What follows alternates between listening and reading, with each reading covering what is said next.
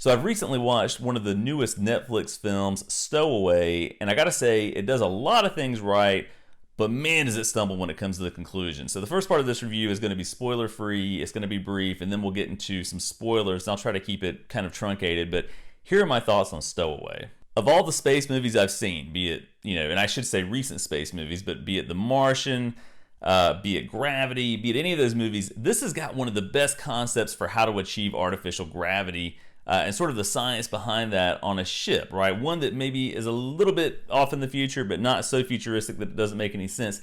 What you've got here is centripetal force. And so before I get too far into this, let me say the plot of this is a company called Hyperion, which I think is sort of like SpaceX or supposed to be SpaceX-ish in the movie, launches a craft into space to go to Mars. It's got a 3-person crew. Once they're away from Earth and have gained sort of their full speed toward the red planet, all of a sudden they realize that someone who is a flight engineer somehow got trapped in the inner workings of the ship and has been injured. They have to, of course, save him and sort of get him going again, but it brings up a number of sort of logistical problems, right? The craft is designed to support 3 people. He's a 4th person. The oxygen supply is dwindling because of a carbon dioxide scrubber that no longer works. And so it kind of turns into this survival story that's kind of along the lines of Apollo 13, but also kind of along the lines of something like Solaris. There's sort of this slow burn, this sense of dread that continues to build in the movie. And in that regard, it does things really well. It's a beautiful movie. The effects look great.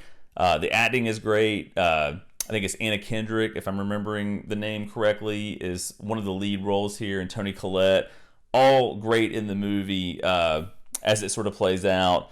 But where it really stumbles is when you get into the final, maybe 20 minutes or so of the movie. So again, if you're into slow burn type movies, I think you'll find a lot to like here. But now I'm getting into spoiler territory, so I'm notifying that here on the screen or listing that here on the screen so you can navigate away and watch the movie and come back later if you haven't seen it. But here's the biggest problem I have with the movie. So as it goes on, this problem of oxygen continues to be a thing, right? One of the scientists that's on board the vessel is taking some algae to Mars to experiment with, and they decide to go ahead and basically destroy that experiment and use the algae to try and generate some oxygen to allow them to limp along and to make it to that leg of their journey. But everything sort of goes haywire and fails.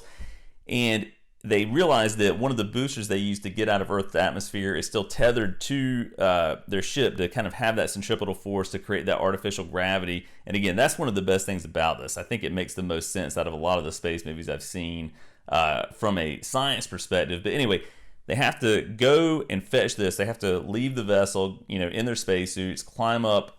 Again, they're kind of facing gravity that sort of comes and goes as they make this journey, but climb up these long cables to reach the booster that's acting as sort of a counterweight to keep the vessel spinning, to keep the ship spinning, to retrieve this liquid oxygen and then bring it back to hopefully get them where they need to be. So, naturally, all kinds of problems arise when they try to do this. They are able to get one of the canisters, but then they drop it due to sort of an accident that Anna Kendrick's character has when she's bringing it back. There's one left and they need to get it, but of course, of all times, they have a solar flare that comes up, a solar storm, and so what that means is the person who goes out and retrieves this is basically going to die. They're going to become irradiated.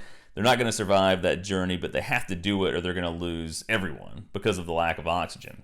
What doesn't make a whole lot of sense to me in this point of the story, and maybe it just wasn't explained all that well, is they say the solar storm is going to last a few hours, so why not wait until it's over and then go get the canister?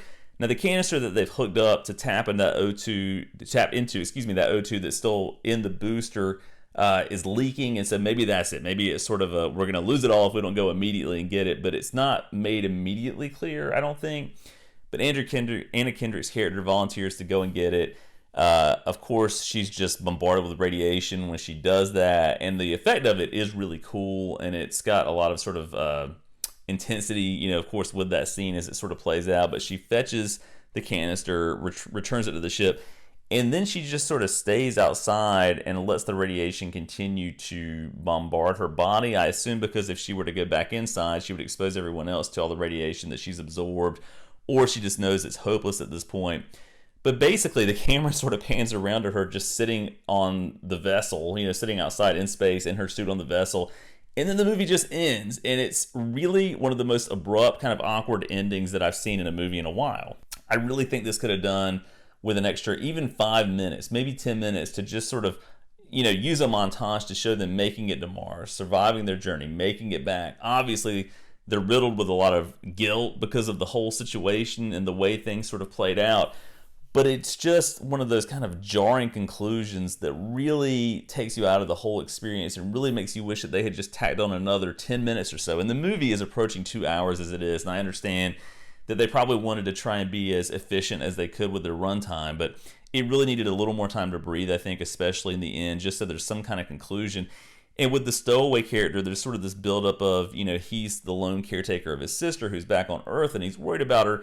I think having that nice closure of sort of circling back around and showing him making it home and what that reunion looked like maybe, and what happened to that character, how he evolved as a result of those experiences, would have been a good thing. So in short, it's a good movie. It's a slow movie. It's got that slow burn effect. It's a beautiful movie, but it's hard to recommend because of how it ends. I think a lot of people would walk away from it feeling frustrated. I liked it because I liked space science fiction. I appreciated sort of the science aspect of it, but beyond that, again, it's sort of a hard recommendation to make. Anyway, if you've seen Stowaway, let me know what you think in the comments below. As always, thanks for watching.